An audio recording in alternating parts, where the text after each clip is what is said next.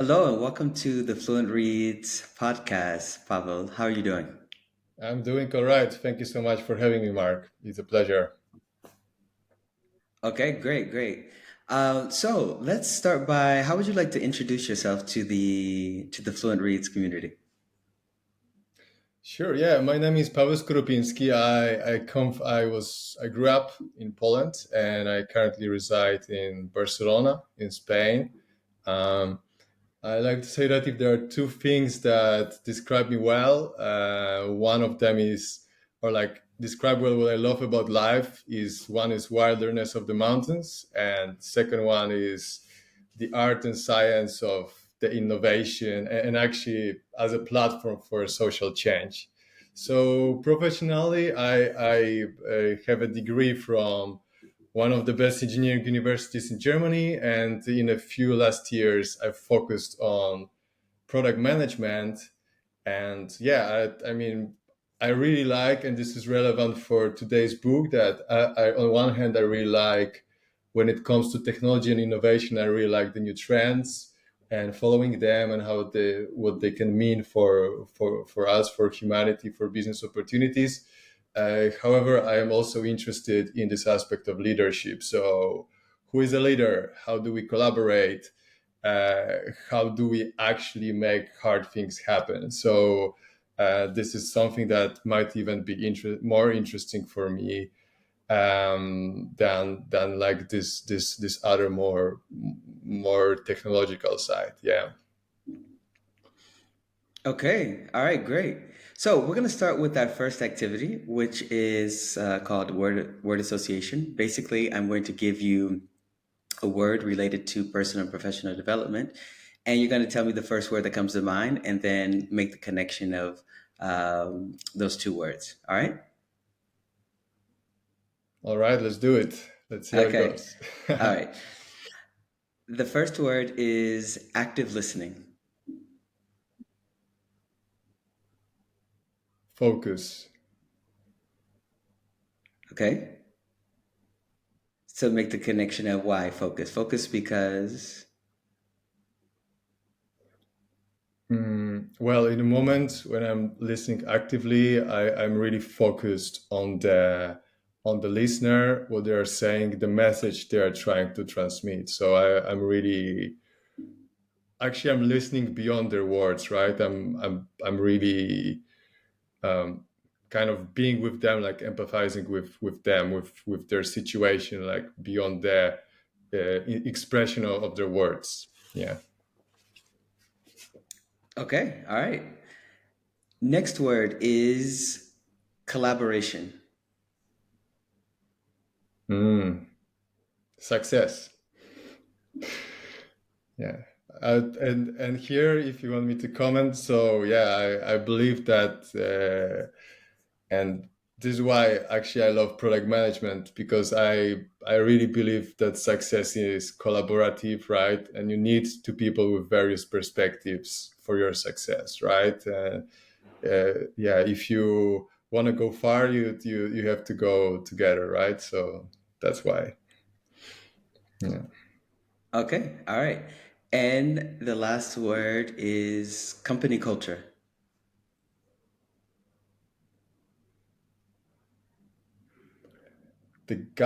First thing I have to mind is like the guiding star or something like that.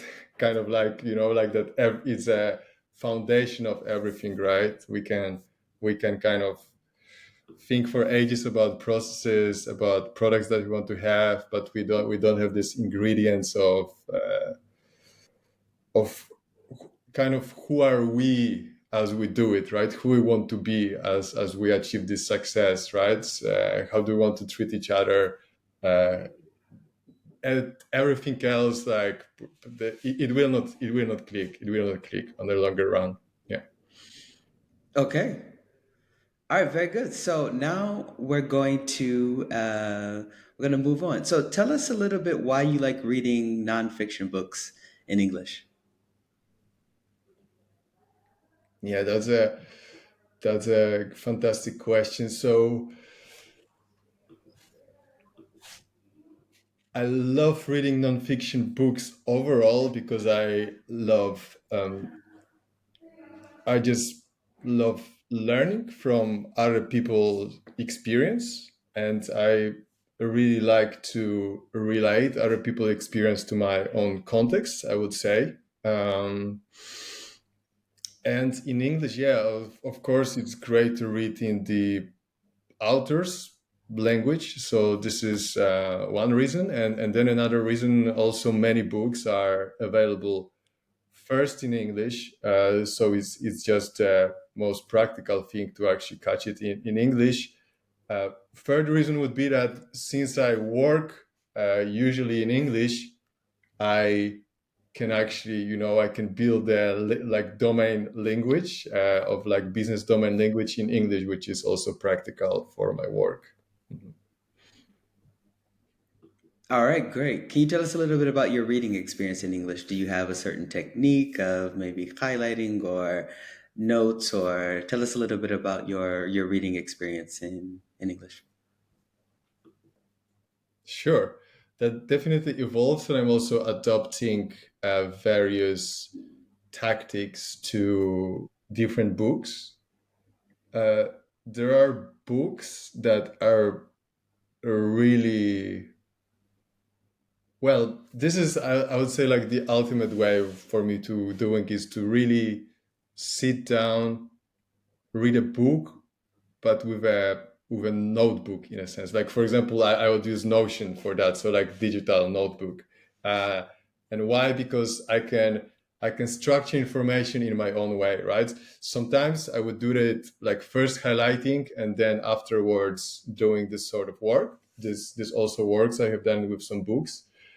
However, I really find value. Like in the end, I I see how much more I can relate to the knowledge that I just explored uh, by kind of making it my own, right? So kind of structuring it in my own way, getting just out the main takeaways, maybe with my own words.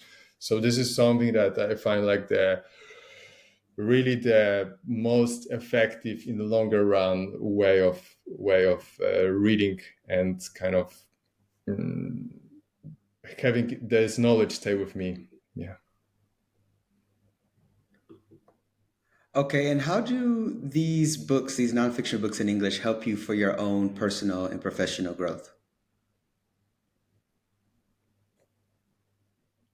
Yeah, they,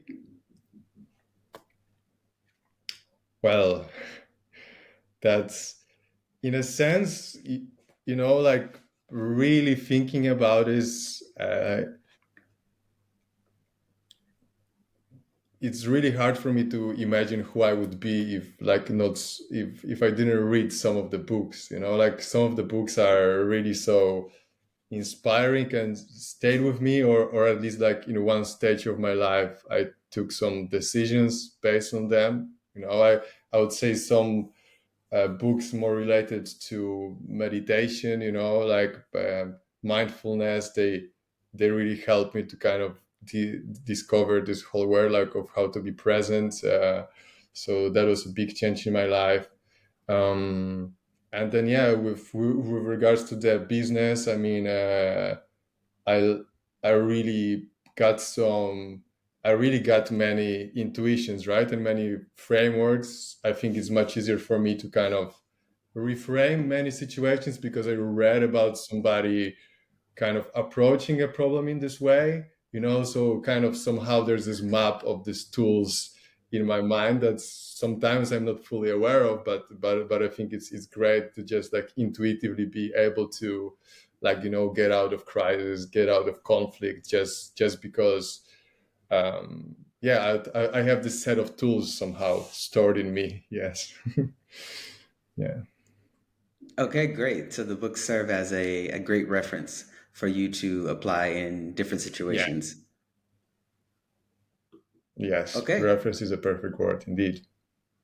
all right. So we're going to move on to our book that we're going to be discussing today, which is The Five Dysfunctions of a Team by Patrick Lencioni. Can you tell us a little bit about this book?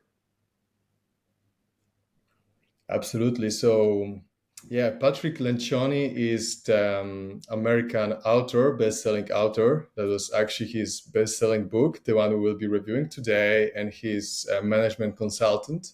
He wrote the book, released the book in 2002, and it is actually the interesting, like the quite unique thing about this book. It's actually it belongs to a subgenre of business fables, meaning that the main message of the book is transmitted as a story. Okay, and the main message of the book is actually about, as the title suggests, about uncovering the dysfunctions of the team and then working through them. Um, so yeah, that's I would say this is the summary of what this book is about. Yeah, Okay, so now we're going to go into your favorite quotes and takeaways from this book. All right. let's go. Okay, so the first setting the context for the first quote, the new CEO shares an observation with the team that they behave politically.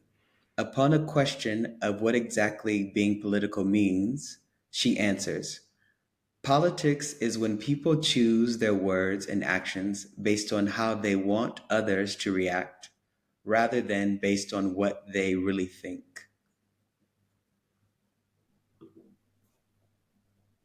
Yeah, let that sink in. I think it's well, it's something that I didn't see it framed this way, and actually, interestingly enough, in the book that, well, I think it's worth to kind of introduce that.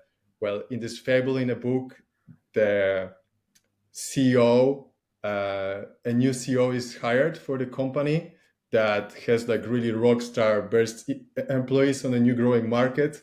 However, they are not achieving results. Okay, so this is the context about the CEO, and now somebody in the team is asking her. She referred to the team as acting politically, and they have asked what that means. So yeah, I mean. I love this quote because it's just so clear about, and it's a question that we can very easily ask ourselves in every situation, right? Am I choosing words because I'm thinking how I want another person to react? Or am I choosing words because I really want to express properly what I think, right? And we'll see more when we dive deeper later into those dysfunctions in takeaways, that this is like how we'll be able to see how this refers to actually all those dysfunctions. Okay. The next one is one of the board members tells the new CEO that he cannot attend the offsite team meeting as he has an opportunity to sell during that day. His new boss answers, I only have one priority at this point. We need to get our act together as a team, or we're not going to sell anything. Yeah, that's a really nice one, about priorities and about really kind of being bold enough to go to the root cause, possibly at the cost of like immediate opportunity, right? I would I can refer to this quote, something that I read actually in another book that was, I don't remember the title, but it was about like executing innovation projects, and there was this emphasis on the fact that, if basically that if you let employees choose on a daily basis, whether, no matter how clear is your strategy, if you let employees choose on a daily basis whether to do something urgent or something strategic, our like natural response is to choose something urgent, and I would say this is one of those examples that we just feel like we must sell because, you know, this is kind of like survival response, right? And but then like the CEO is seeing like bigger picture, going to the root cause. He's saying, okay, right now we solve this, and you'll see then later selling will come because we have a product, we have great people, we have great marketing. Let's now figure out like first things first. So that's why I love this quote. Okay, all right. And moving on to the last one.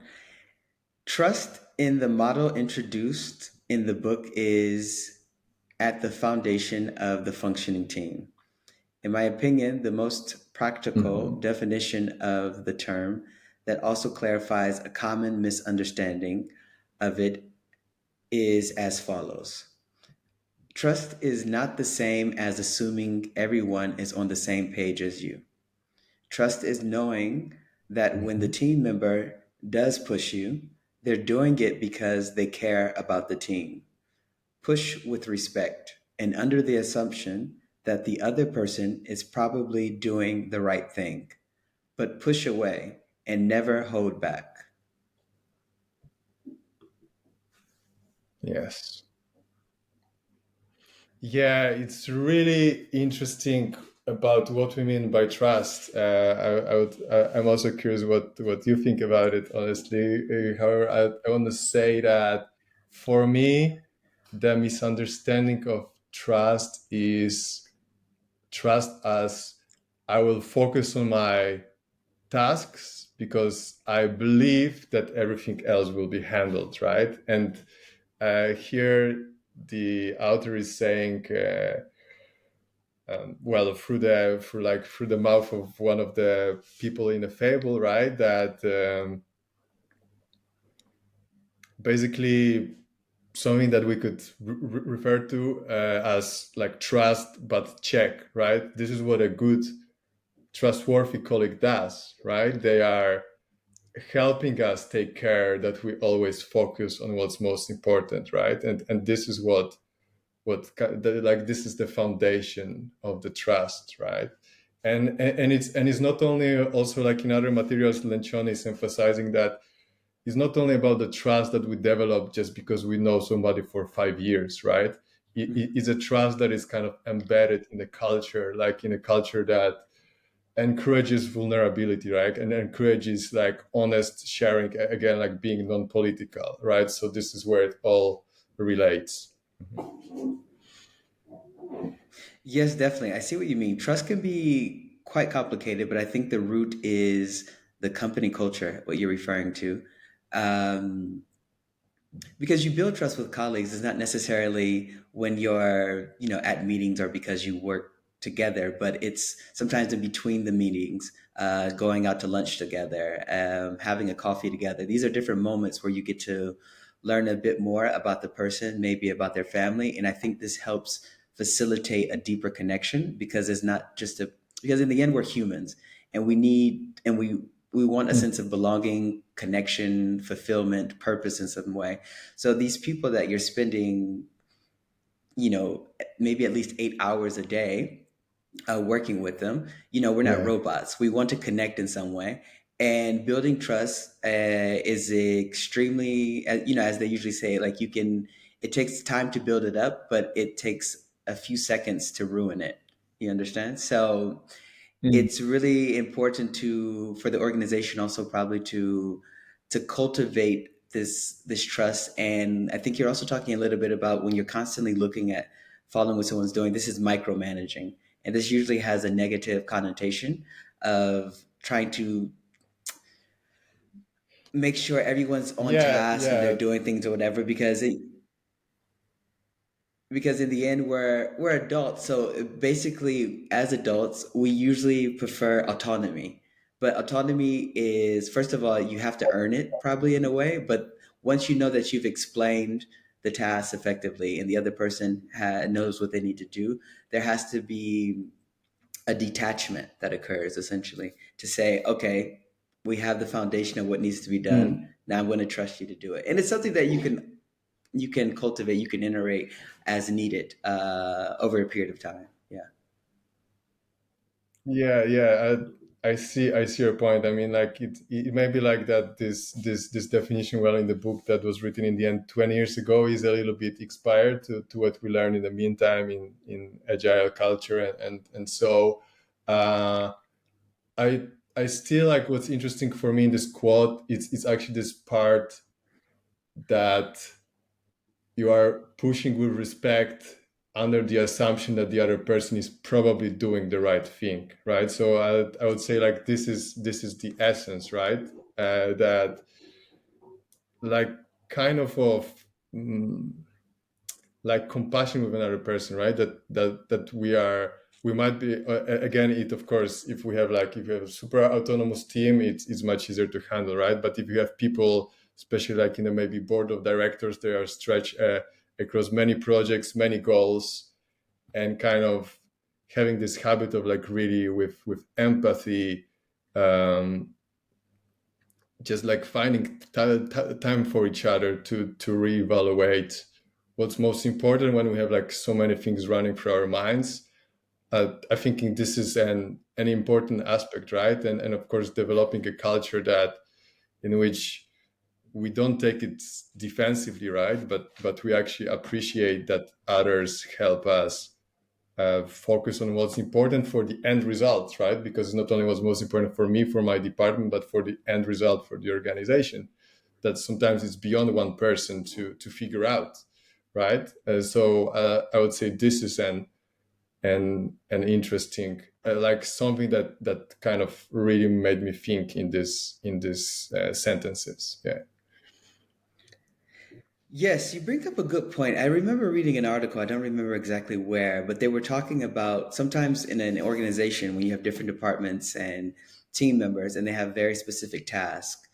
And they were basically talking about sometimes it's difficult for the individual employee to see at a large scale what their specific actions result in.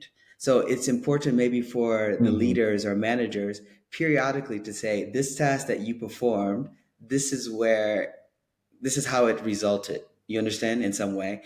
And it's a way to kind of give effective feedback in a way to say, and it's also, it gives a sense of belonging within the organization because it's not just okay, I'm producing this task, it's repetitive and my boss needs it, but this single task actually contributed to the marketing department doing this or this other department doing this or for us reaching our sales goals. So I think this brings up a really good point, the need to understand kind of like the why and the how and what is being what is being carried out. Yeah. Yeah, that's great. That's indeed uh, good framing of the message. Yeah, like I definitely learned to do that as in product management. Like just seeing how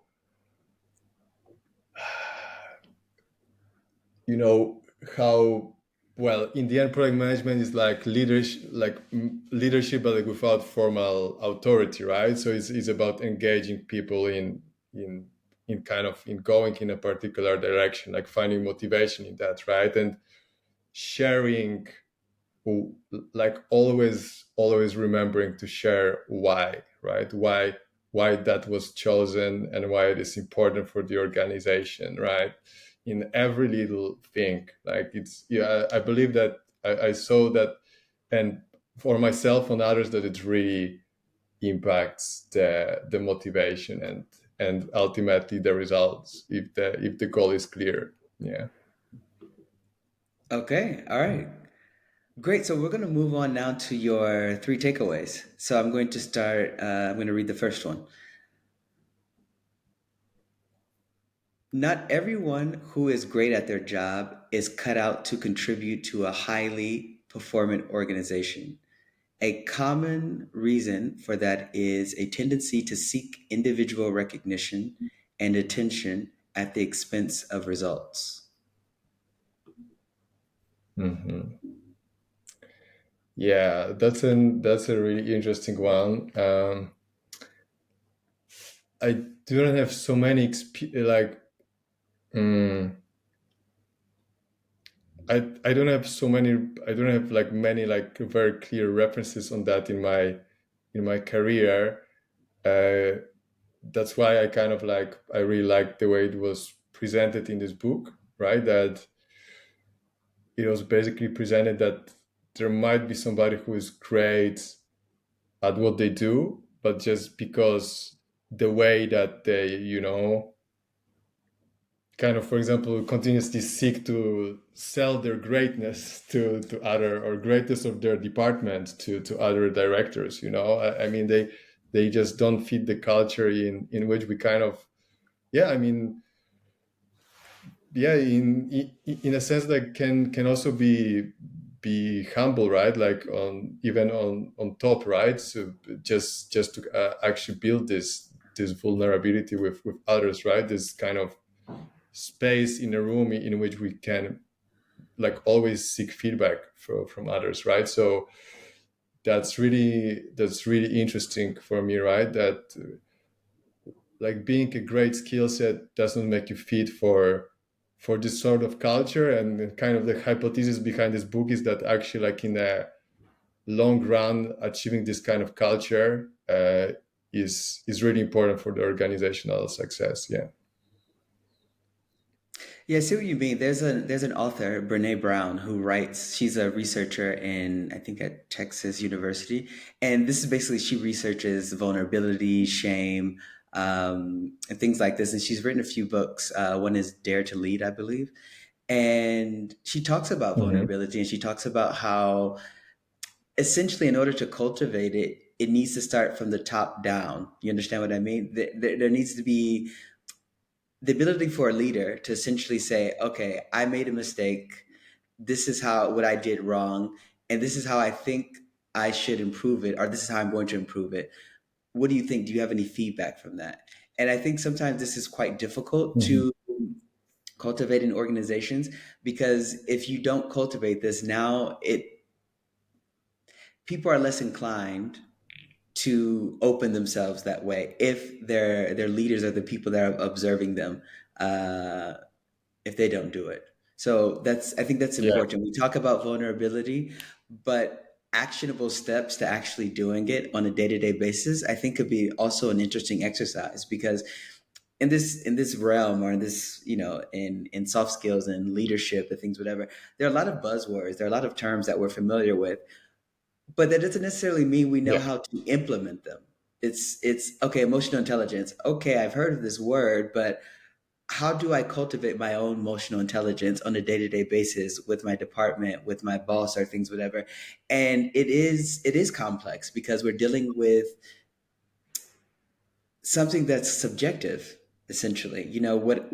How you can better care to my needs as a colleague is not the same for how you would do it to someone next to me or other people in our department.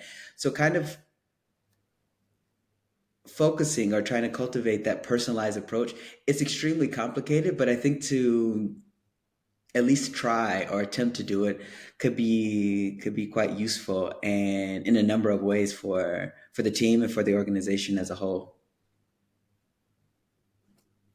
Yeah, yeah. I mean, totally. I could see it like, well, first, like to what you said about that it needs to go from top down. I definitely see it over and over again. That kind of we're naturally, no matter kind of how kind of rebel, independent personality we have, like we naturally start mirroring our boss in one way or another. No, because at least like, yeah, I mean, if the way that our boss or the management behaves kind of gives us uh, kind of allowance, let's say, to kind of have like this, maybe let's call it like darker parts of us work, because like we see if other take shortcuts on top, we also will take shortcuts, then this is like, yeah, a short path, right? So I would say like we really, of course, I mean, and this is, for example, what Simon Sinek would emphasize: no matter where Hmm. you are in the hierarchy, you can always be a leader, right? And especially if like one like young person without authority in the organization just starting, doesn't mean that you have to. wait 50 years until you be a CEO so that you change culture. You can start treating people in a particular way, right? However, like this is hard, right? And this really will take probably a generation to kind of, or at least a few years to take over the whole company. So of course, I mean, when actually leaders of the company can be like self-reflective enough to kind of realize those patterns themselves and be open to change, I I have a strong belief that this can really add a lot to company success in the long run. Yeah. Okay. All right, let's move on to your second takeaway. Working in the organization, we don't develop just one loyalty, and this is something to be worth being aware of. The book gives an example of how directors should learn to feel more loyal to the board of directors rather than to their functional teams. This loyalty at the top of the company is essential to achieving results. Hmm. That's that's really an interesting one because it's the one that I never thought about before, uh, and it's definitely um, in this case it's clear, right? There's like people on top working together as a team, or at least right now learning that they are supposed to learn as a team, work as a team, and then each one of them has their functional department, right? And kind of in the book, like CEO makes them aware that they have much more loyalty to their functional team, and asks them, they can keep their loyalty for the functional team as high as it is, but still they have to accept that it is secondary, right? And I find it, first of all, like why I'm finding it interesting, like first of all, like actually think about what's your team loyalty, right? Like who are you kind of playing for, and like maybe not all the organizations, in some organization will be more straightforward with autonomous teams, but with organization, for example, matrix organizations, right? When you have like functional organization and you have projects, right? Or in this case, when you have a board of directors, right? I mean, what's your loyalty and what's actually um, healthy for the organizational dynamics, right? And just for you to understand deeper, and I would be curious about your comment on that, is so exactly the example in the book is that, well, there are those offsite meetings of board of directors, and then it appears that some employees know that some director said something there, and it's actually, it's really interestingly relates to the culture of trust and transparency, that that this kind of loyalty is somehow limiting it, right? That you want to be like, you want to create here a safe space when you share everything, but then you kind of, where you go somewhere else, I mean, of course you care about your employees. However, like you kind of really kind of keep what was there, you keep it there, right? And so it's kind of like it's a hard game, no? Because you want to say what you think and so on, but you don't want to speak about somebody else behind their back, right? So it maybe goes like to some first principles actually of what we expect in our relationships. Yes, I think it's quite complicated. Maybe I don't know why it came to mind like fractional loyalty. The reason why Mm. I came to this came to mind because it seems like everything is a bit fragmented and it's circumstantial. It depends on the circumstances. So, for example, there are certain things I can Mhm. imagine in a board meeting that happens with top leaders, etc., that it's really not probably in the best interest for the entire company to know specifically what they were talking about. The reason why this is important in some ways because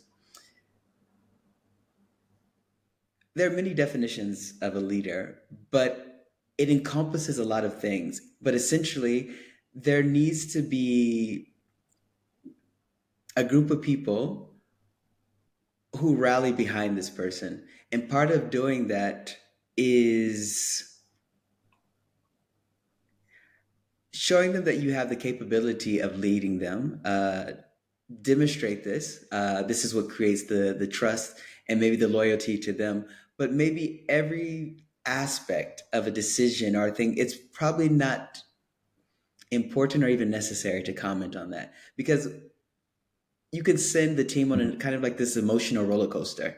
You understand what I mean? I think now that we're Mm. in hard times, every time you read an article or something, you have these layoffs, mass layoffs with companies and things, whatever. So I think the situation and the timing is extremely important.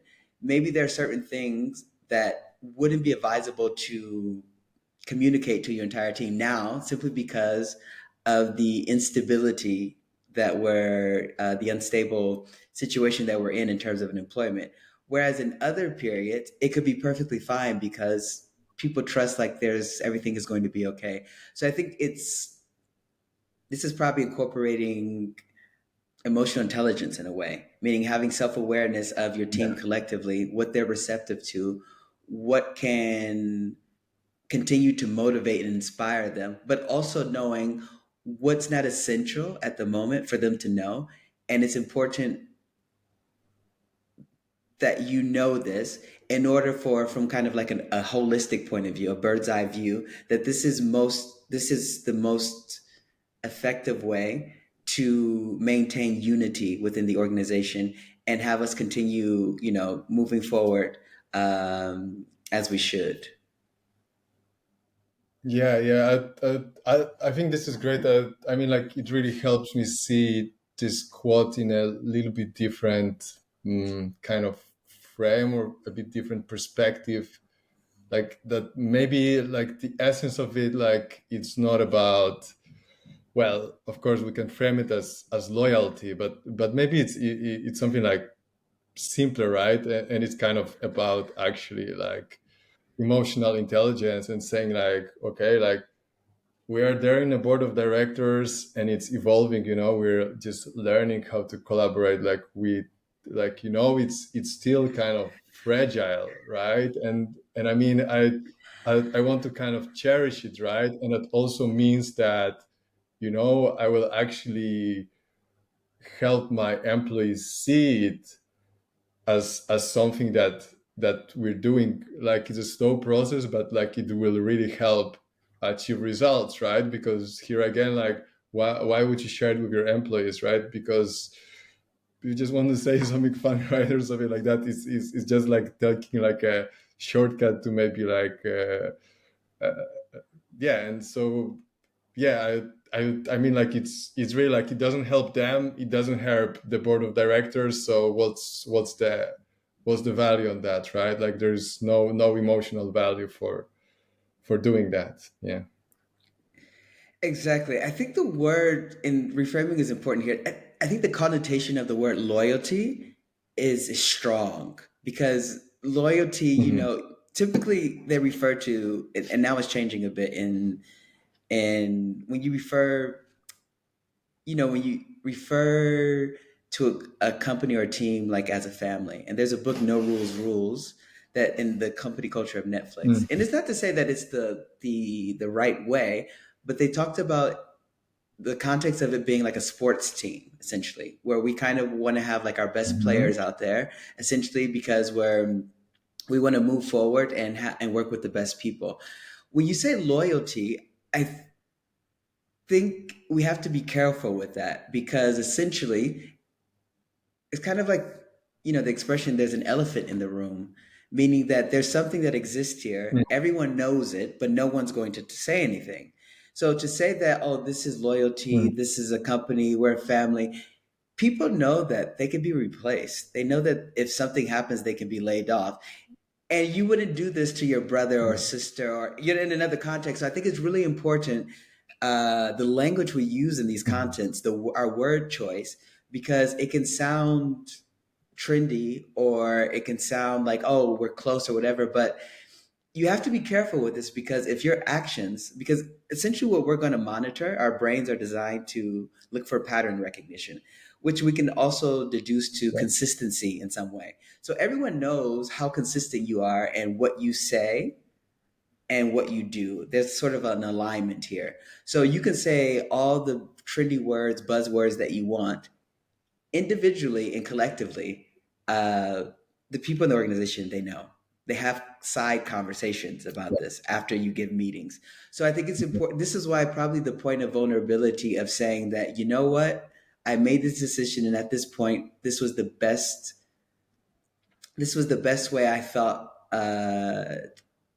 to move forward. And I made a mistake, and then maybe this is why. So I think it's kind of like selectively choosing these moments that made an impact, uh, exposing yourself in a way, opening yourself in a way to make it more impactful. Because I think this is what people are going to result to. This is what they're going to think about on a daily basis when something happens. Of like, what did you do the last time something like this significant happened? So maybe it's more of about Mhm. the action, the consistency, than just placing words and say, you know, we're loyal, we're family, we're a thing. You understand what I'm trying to say here?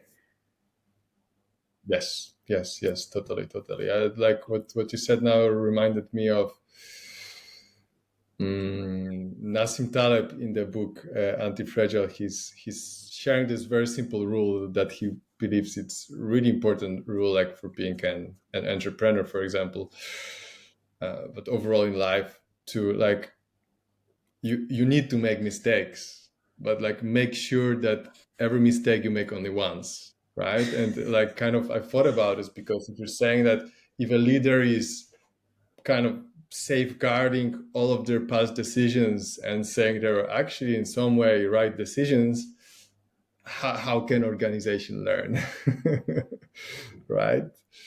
That like this learning will never be honest, like it will be like in between the lines, but it will not be okay, guys, like that decision at this moment, well, we see now then it made sense, but we see now that it was not the right decision. So how we learn from that, right? How next time we have a process, I don't know, any question we ask ourselves, any additional research we do, maybe more people reviewing this decision, right? To how do we make sure we don't make the same mistake again? Yeah. Exactly. And this is why framing is so important in language, because if you constantly talk about failures, mistakes, errors, etc., if you reframe and say, okay, we're going to talk about our learning opportunities this month. Now, they can essentially be failures or mistakes, but when Mhm. you're talking about saying a learning opportunity, meaning that something unfortunate or undesirable happened, and this is how we're going to learn from it. You understand what I mean? Because I think sometimes even to focus too much on failures, mistakes, wrong, error, our minds, our conscious, subconscious is very sensitive to this. You understand what I mean? So if we think about, Mhm. you know, we're going to Yeah. do an exercise on our learning opportunities, and I think it's Correct. effective, and Hmm. also it's proactive in a way, because the vulnerability is included there. I made this mistake, or this happened. Maybe I was directly responsible, or we were responsible collectively, Yeah. but we had the time to Yeah. reflect and think about this and say, this is the learning opportunity, let me share this with the rest of you so we won't return to this mistake, which is basically kind of what you're talking about from this book, Anti-Fragile. Yeah.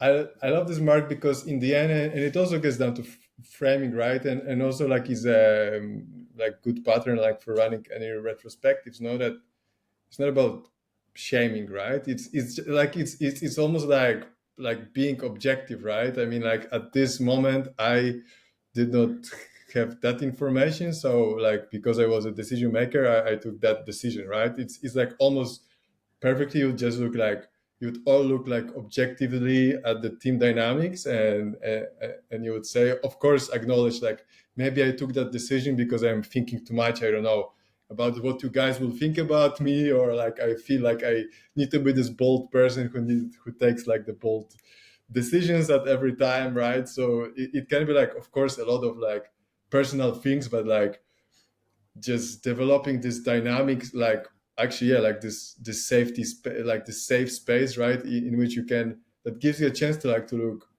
objectively at one another, no, give each other feedback. Yeah, like we also perceive it this way, right? And this is okay. um, yeah, I really love it. I really love this sort of dynamic of lessons learned, as you mentioned. And I would say, particularly in Europe, I've never been in the US. I just know it basically like from books and media, and like there's definitely, like, I would say, in Europe, I'm sure, no matter, probably in the US it's also a strong word. However, like in Europe is like failure is like really like over the top. So it's probably like what you are proposing. I really like it to kind of really frame it always as opportunities, because people would not by default perceive it this way. Yeah. Hmm.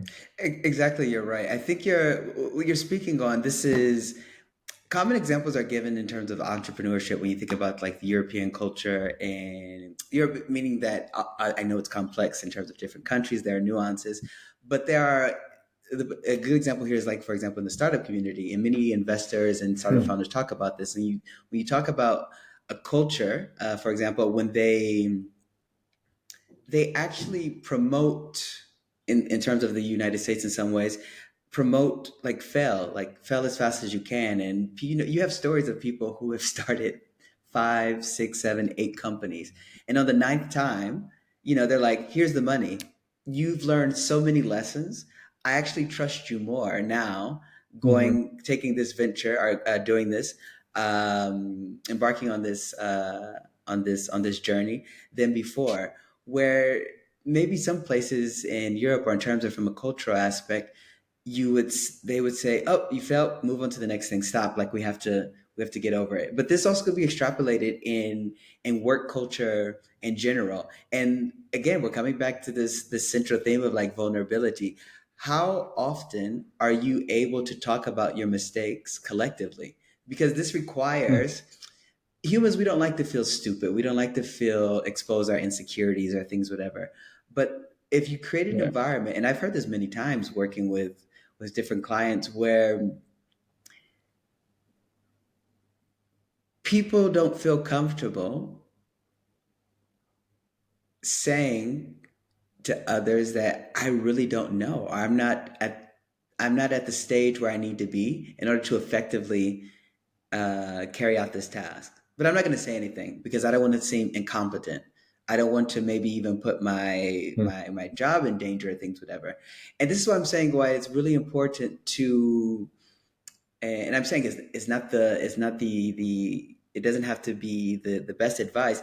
But when you talk about the lexicon, the language you use in terms of the team, of is this a sports team, is this a family, is this any other metaphor that you want to refer to, it's extremely important because in the end, we look for alignment and consistency. So what you're saying is not so important as to what you're doing. And if you're telling me, oh, just share and open and let's think, but I see that you never share, you're never vulnerable, you never expose yourself in this way, or even at different stages, how can you facilitate this in some way? It's kind of like when you think about the relationship between a parent and a child as well. And children are incredibly smart and intelligent. And as they get older, past the 7 mark or whatever, they're extremely aware of their external environment and they start to adapt to it instinctively. So when you say it's kind of like don't do as I say, not as I do. You understand? It's like just do it, don't worry about it. But they say, Hmm. well, you don't do that, but you're telling me.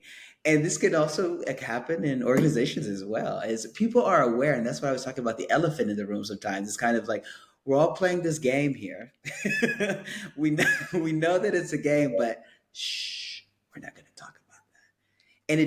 it does danger. Again, it brings me back to Simon Sinek, and there's actually a podcast with the three of them: Adam Grant, Simon Sinek, Brene Brown. They kind of move around to to each other's podcast, and they talk about different aspects of leadership. And I like this fact because I think it's a great like trifecta. The three of them. One is kind of like the academic side of leadership. Brene Brown focuses more on like the vulnerability, the shame, opening yourself up, and then Simon Sinek talks a lot about being brave. Communicating with the team. They have a message that collectively it harmonizes in a way. You understand to move forward. And I'm not saying that they have all of Mhm. the answers or whatever, but it's important to distinguish with okay, these are trendy words. This is what I read in the book. This is the podcast. But what am I doing, and how consistent is that with what I'm actually saying to the team? And I understand this is an incredibly difficult thing to do because it requires a heightened level of awareness to say, this is what I'm doing. I'm able to observe myself, but wait a minute, I'm saying this, and there's probably a disconnect that's occurring here. It's inconsistent. And yeah, it's just part of the process. It's part of the process. So I think the learning opportunity conversations is a great reframing to kind of like we know we're going to talk about things that we didn't do to our best ability. And we're actually going to maybe even connect, like, you know what, Sarah in this department, actually, the next time this could actually help me in some way. And I know Mm. we're talking about a hypothetical, like an ideal scenario or whatever, but in the end, you have to put it forth in action frequently to kind of test it and say, well, this works, this doesn't work, what can we do next? Yeah, it's kind of like it's an honest Mhm. conversation in a way. Let's remove the elephant or switch to a room in which the elephant is not present in a way, and kind of open ourselves. And we know there's obviously limitations. We're in a professional context. Again, this is not our family. This is not our whatever. But there's a TED video talking about this. They said it's selective vulnerability.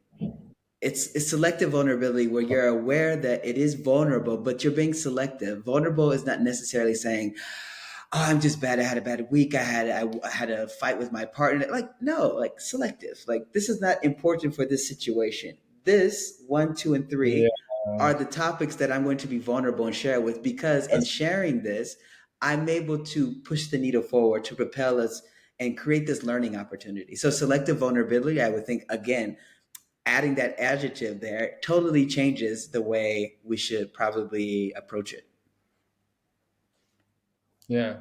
Well, it could as well be to refer to this aspect of loyalty that we agreed is maybe not the best word, but kind of what to share in each team, right? That not everything is relevant for a given context. This is powerful, and I want to add one more thing to what you said. Framing learning lessons and actually framing learning lessons as something that we'll do no matter what, no matter the result.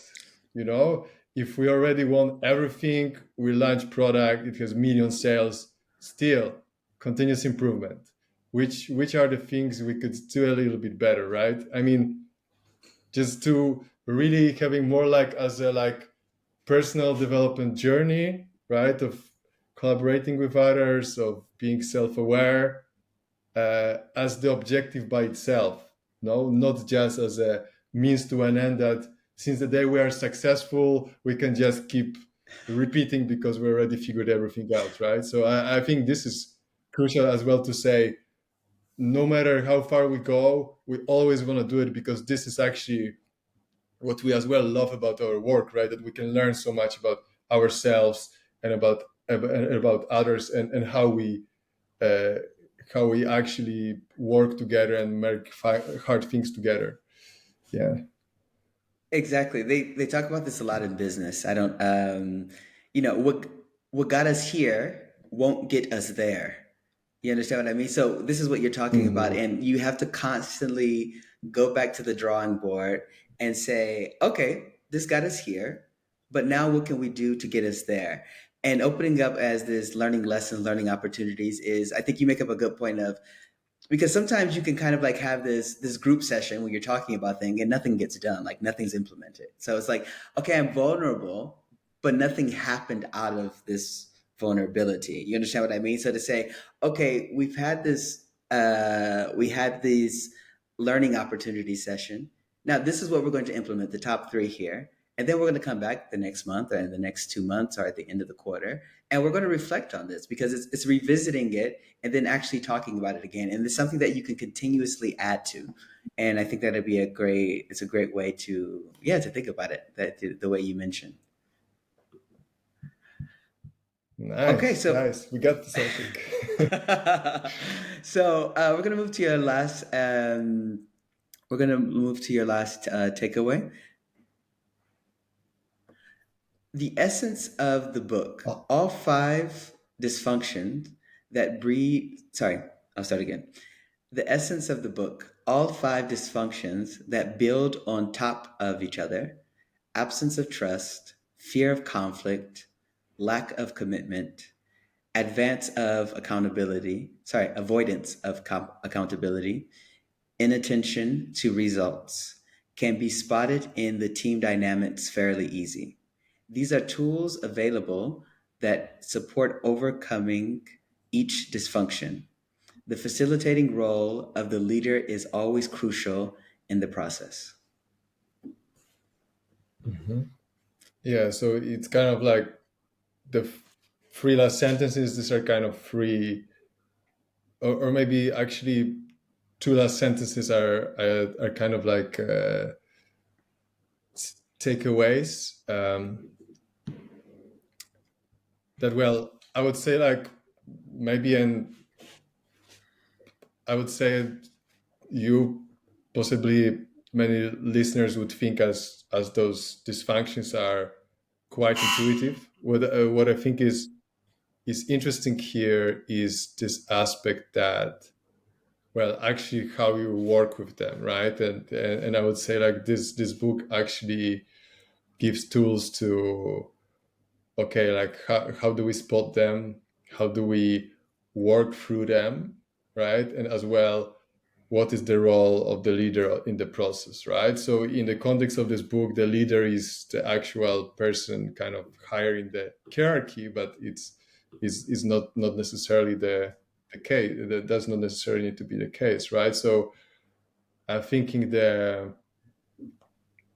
these five dysfunctions, how actually they're presented in a book as related to each other, building on top of each other, right? So because there is absence of trust, we we avoid conflict, right? Because we feel like we just skip some things because they are too hard to talk about, because it's hard to open yourself, right?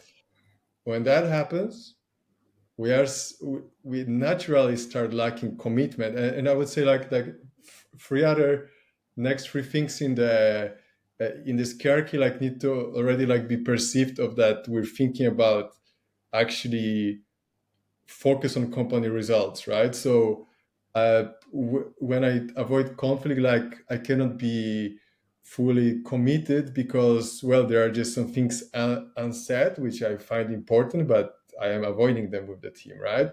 And then if that happens, then naturally we start avoiding accountability, right? Because we don't want to be responsible for something that we don't really believe in, right?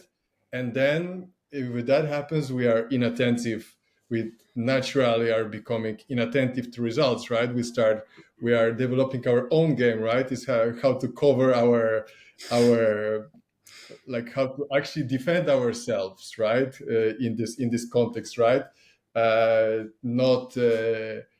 Not how we together achieve the success, right? How do I contribute most to us, or like kind of to my ability most effectively? How do I contribute to the results of the organization? So I love this aspect of related with each other. Yeah. Exactly, exactly. It sounds like with this book talking about the quotes and the takeaways, that one, it provides a many actionable tips that you can implement. The fact that it's told through a fable, like a Mhm. story, humans, we love, storytelling or whatever, it probably makes it more relatable. for people to actually apply. Because if you talk about a hypothetical boss or a hypothetical board or a hypothetical employee, this is something that people can relate to because they work in an organization and they may even be reminded by someone that they know in a way, and it can give them a more clear way to incorporate some of these things. Hmm. Yeah, absolutely. I really believe in it, and I would say for me, I can speak on myself that it was really easy. The fact that, well, it's a relatively short book, but also not so short, and in the end, there's one story, and then in the end, kind of like a wrap up with like how to implement it in your organization, right? I mean, very often in a book we would have like each chapter with three stories, right? And um, it's great, it's useful, but it's also like hard to read, and definitely harder to memorize the essence of the message, right? So I would say like this book is relatively simple to digest, which does not mean at all that it doesn't have the like lots of interesting things to think about as we are exploring today. Yeah. Exactly. It also sounds like it would be, and this is a hypothetical situation, if you have a department, I don't know, 15, 20, 30 people, and imagine everyone in the department reads this book and then they come together and to talk and to discuss the book, the impact that could have in some ways, because I think it invites conversation, vulnerability, doubts, because this is why, they it's highly recommended to incorporate, book clubs within companies, because it's an opportunity. There's so many Mhm. things that are floating in the air, and a book, what it does is it condenses a few main ideas, that you can later explore together in some way. And if you just simply talk about, with these last quotes, that the last things when you're talking about fear of conflict, trust, lack of commitment, avoidance of accountability, inaction to result, inattention to results. Just think about talking about these individually, a group of 20 or 30 people. That could be, or it Yeah. could go both ways. Maybe, maybe, maybe it can maybe not have a desired impact or whatever, but um, it would definitely open the door to exploring these topics or whatever in a respectful way, obviously. Yeah. Mhm.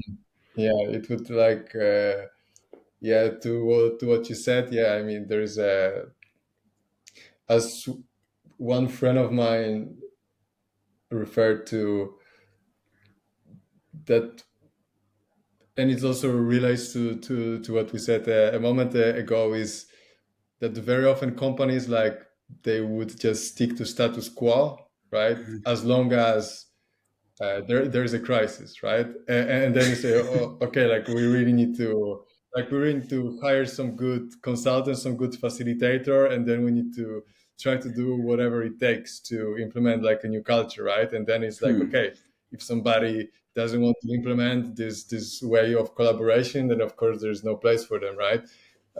However, like organizations, just because like so hard to figure out the functioning of the organization, then of course organizations tend to stick to status quo, to kind of repeating something that was already working, and it's really hard to be on time to evolve. Yeah. Okay. All right. Great. So, who would you recommend this book to, Pavel? Yeah, so actually I've been thinking about this, so I would recommend it. I think it's a quite a good book to actually start in the genre overall of business books, just because it's a fable. It's relatively simple, so I think it might be a nice first step. Um, However, thinking about like who it's really actionable for, yeah. So, well, you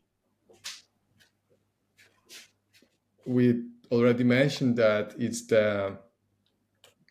it's important of the on the company culture, right? That it might not really fly, that it may just lead to more frustration that you are aware about some aspects if you have no power of changing it.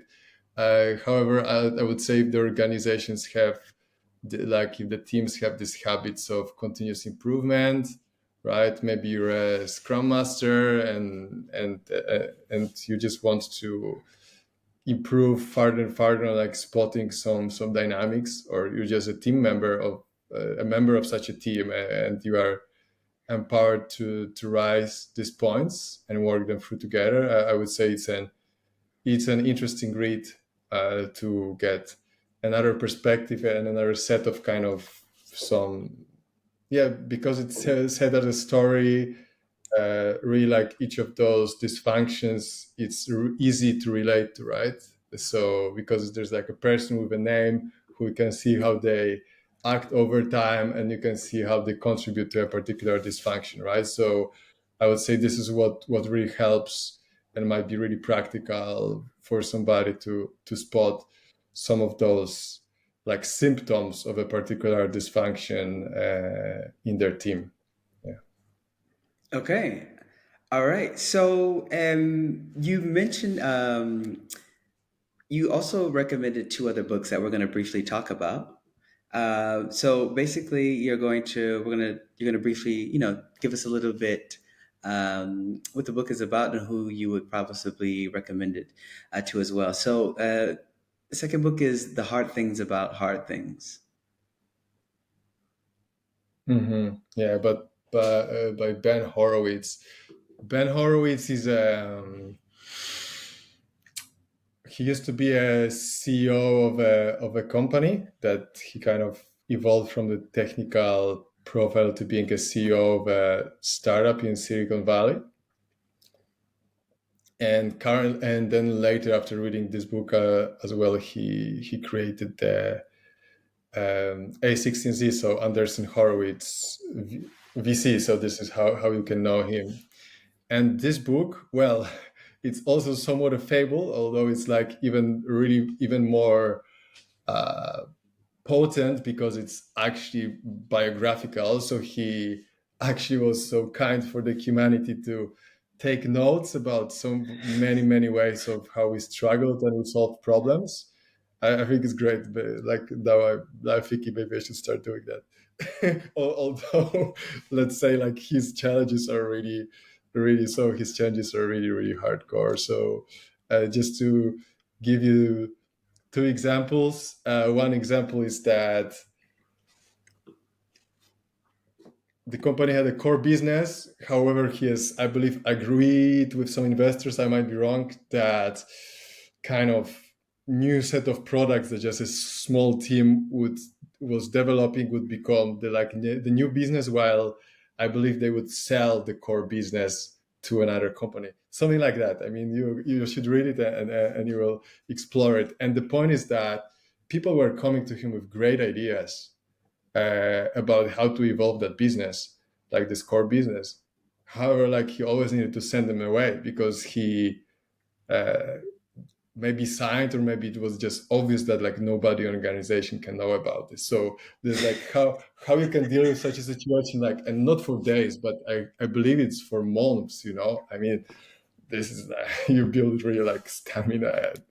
Uh, so that's one. Another one that I really love, that I would really love to have an opportunity in life to apply it, is that he had like two teams. That one is customer support, another one is or technical support, another one is customer success. Right? That they have very similar objective, right? Just kind of in a way different set of processes, right? Or different focus, and they really struggled to collaborate with each other, and they were kind of going in each other's way. And like there are two lessons learned from the story. So one is that he watched a movie in the evening, one of those movies that two people swap like personality or their bodies with each other. So Okay. to kind of mother becomes a daughter, and one of those stories, and and that inspired him. So that's the first lesson, that you just do something in your life, like have a rich life, and look for inspirations in it to kind of solve problems in your business. So he said, like, why don't I switch that, director of technical support will become the director for of customer success for a month, and vice versa. And the way he explains in the book is that it actually solved the issue because they learned to understand each other challenges, and that resolves the issue. So yeah, if you're looking for this kind of really edge cases of how hard it can be to manage and like resolve in the end many human issues in the organizational dynamics, then it's a great book to read. Yeah. Okay, great. And the third one is Anti-Fragile. Yeah, by Anti-Fragile by Nassim Taleb. Yeah, it's a continuation book of his previous book called The Black Swan. Mm, and so the concept of black swan is that there are is basically like about rare events that are unpredictable. So in the end, their probability doesn't really matter because if something is 100 times less probable than something else and both are super rare, in the end, like, it doesn't matter, they just may happen, right? So this is a type of a black swan. And with being anti-fragile, Taleb kind of explains his approach for kind of actually being able, like, developing your life so you are able to actually leverage those black swans. So he's speaking a lot about um,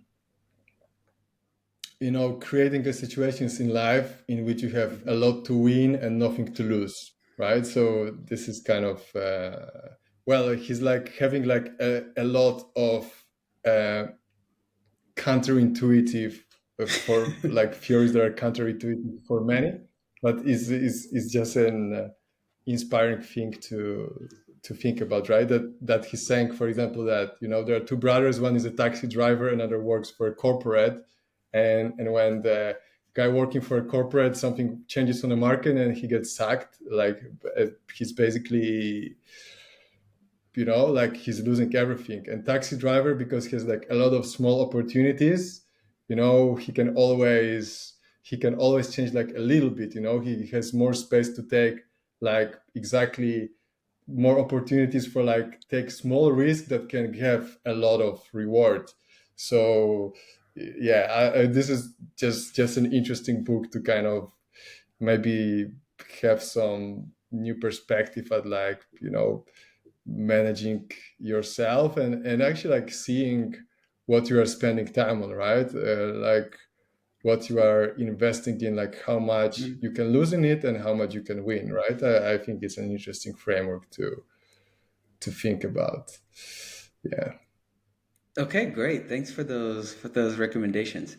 Um, Last question: What through this chat that we've had, you've shared your insights about books, etc. And you work in English. What advice would you give someone or to the Fluent Reads community of how to maybe stay confident in English or how to improve it or optimize it? Maybe any personal preferences that you can share with the Fluent Reads community. Hmm. Sure. Well, when it comes to languages, I really believe with practicing it and perfectly practicing it, not solely, but as well with native speakers, right? So if you have any opportunities for that, it's great because it's like a natural way to enrich your language, right? Um, definitely, definitely reading books, but also maybe it also with this emphasis somehow related to what I said before, like reading them, but like really getting takeaways, right? But I'm thinking more now about as well the aspect of, like, actually looking at how the sentences are being phrased and so on. This is something that I'm not paying so much attention to, But I'm thinking that the same way as kind of the content, the messages for how to do business and how to live life are essential as well. Maybe paying attention to how messages are coined can really enrich the way you speak, and this is beautiful, right? Because we want to be able to, like, communication is so hard, right? I mean, I also have the I have my fiance from, well, from Italy. I am from Poland. We communicate in English in our relationship, so it's kind of a double challenge for us, right? That we first, how can I at all express what I'm feeling, or what what I want to share with you. And then another one, how I, like, do this in English, right? How, like, what are the right words that, kind of that, what are the tags for those feelings, for those emotions, for those thought patterns. So that is really interesting. And yeah, like, practicing and definitely, like, just exploring that, no, and kind of having it a part of life to improve in that sense, like solely in communication, right? They're saying communication is soft skills, but in the end, communication applying in a particular context is a hard skill, because you need to know so much uh, about how to express yourself in a particular context, right? So yeah, this is really like a skill that can be, like, put there. That one of the skills that I'm practicing at the moment, at least, by the way, with practicing other skills. So I would recommend to see it, to look at it in this way. Mm. Okay. All right. Perfect. And so we focused on you primarily in the during our conversation, and we had a I gave my opinion about different things. So I just lastly want to give you the opportunity to ask me any question or you may have for me before we wrap up with this chat. All right. Well, very natural question. So, well, I of course, it was like, it was a fantastic conversation. So I really enjoyed it, and I'm definitely curious at this stage. I mean, from the topics that we discussed about the book, which would be your takeaway? Is there something that you found particularly Okay. interesting to for your? Okay. My takeaway from this book is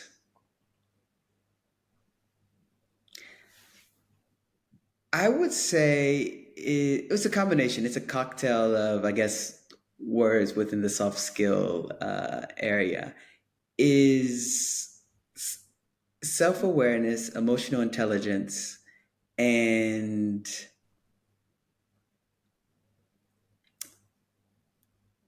an action. And what I mean by this is this is not easy by no means. In order to put a group of people together and talk about, okay, we're going to focus on trust and we're going to commit or things, whatever. It's really important to understand, and experts in this, they write about it, whether it's in psychology, group psychology, organizational psychology, more specific, is to keep in mind that like a fingerprint, each one is different. Every person has a different worldview. The way I see the world is completely different how you see the world. And this is conditioned by maybe your culture, your language, your beliefs, your experiences, etc. And sometimes we take for granted or we assume that the other person sees things the way we see them. And it's really important to constantly remind ourselves that I'm communicating or I'm saying something, but I am completely aware that this person is experiencing this or listening to this through several filters that they have based on the human condition. And I think it's something that we don't think about often enough. So trying to implement certain aspects from this book, whether it's trust or things, whatever, I think it's really important to cultivate, first of all, yourself. I got this from from a Brene Brown interview when she says, anytime leadership or anyone in a position of power, they want to, change a group of people and, empower and innovate. She said, do us all a favor and start with yourself. And I thought this was extremely simplistic, Mhm. but also useful. Sometimes we're always, pointing the finger and looking, okay, I want you to do, I think this is what you do, but what about me? What do I need to work on? And this is why this channel of feedback is Mhm. constructive feedback is extremely important because sometimes we can get lost in the roles, the hierarchy, how the dynamic or how, when they say, the status quo, talking about this is the way things are done. It's those unwritten rules. The company culture is essentially the personality of the company. And if you think about it, that can also be a way to kind of condense this abstract concept when you have thousands of people working together and say, what's the personality? How would this company respond to this situation or this learning opportunity or this things or whatever? And I know it's incredibly difficult to create an ideal scenarios for that. But I think this book can help initiate the conversation. And I think my main takeaway is for many people, as many people as possible, to read the book, take notes on the book, and then maybe come up periodically with a couple of topics that you can just explore a bit with through the lens of selective Mhm. vulnerability essentially because you can create it if you're not careful you can create a dynamic where people are blaming others attacking criticizing others so it's really important to set criteria with the conversation and say okay we're here to learn. This is a learning opportunity session here. And in doing so, we need to be respectful. We need to respect others and we need to be as constructive as possible. And one of the best ways to do this is probably to start with yourself and say, last week, last month, or even today, I wasn't at my best. I did this and I realized it was a mistake. Had I reached out to my colleague or had I done this, I think it would have been it. So what you do now and especially if it's the leader, you're inviting everyone else to do it as well. So I think the thing is the biggest takeaway is action and revisiting that action periodically. But first, read the book. I think it's a great. It probably should be mandatory reading for for many departments or organizations, just simply to give you a framework. Because there's so many things in the air of, okay, we need to work together, team building, things, whatever. Okay, the word is familiar, the concept more or less I know what it is, but how are we incorporating this? How are we implementing this?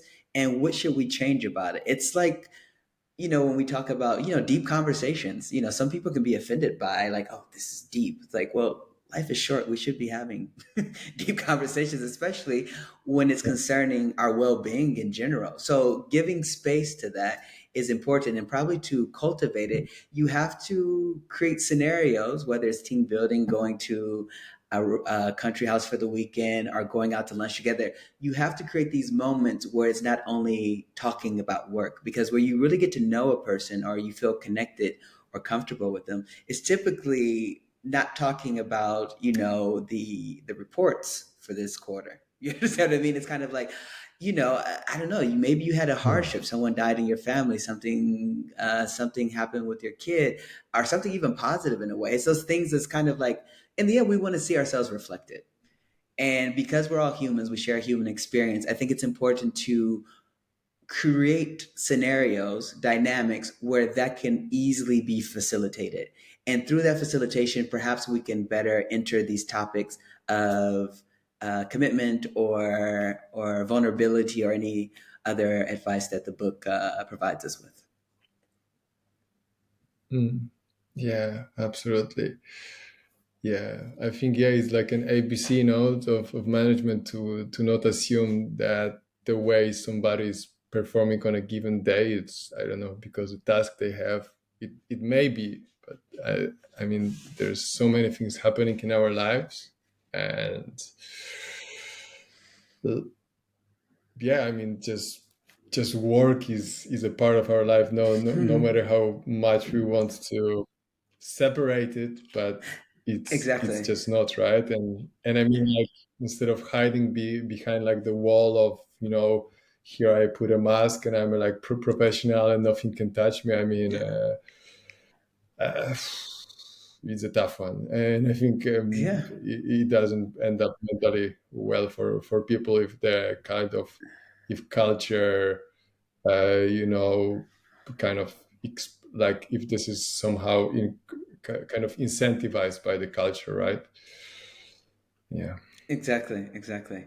Well, thank you very much, Pavel. I've enjoyed this conversation, learning more about your insights from the book and the other book recommendations. You've definitely contributed a lot of value for the Fluent Reads community and for myself as well. So I'd like to, thank you for, spending time with us and just having a thought-provoking interesting conversation. So thank you very much for that.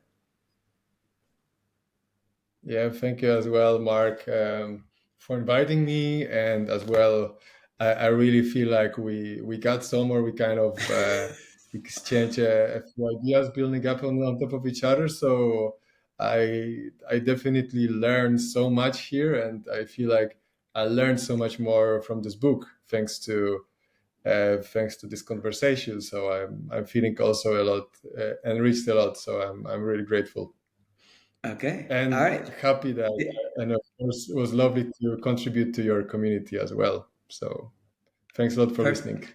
everybody. Perfect. Perfect. Thanks. Thanks.